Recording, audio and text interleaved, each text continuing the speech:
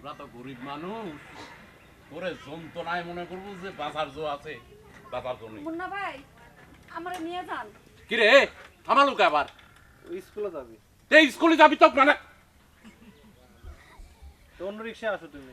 না না, তুলে লে তুলে লে, ওটো ওটো ওটো। তাহলে আপনি পিছনে যা বসেন। না বসো, তুমি বসো বসো। বসো, সাবধানে বসো। হ্যাঁ বই চাও। হ্যাঁ হ্যাঁ যাচ্ছিস লেখা যা। আপনি পিছনে বসেন। হ্যাঁ হ্যাঁ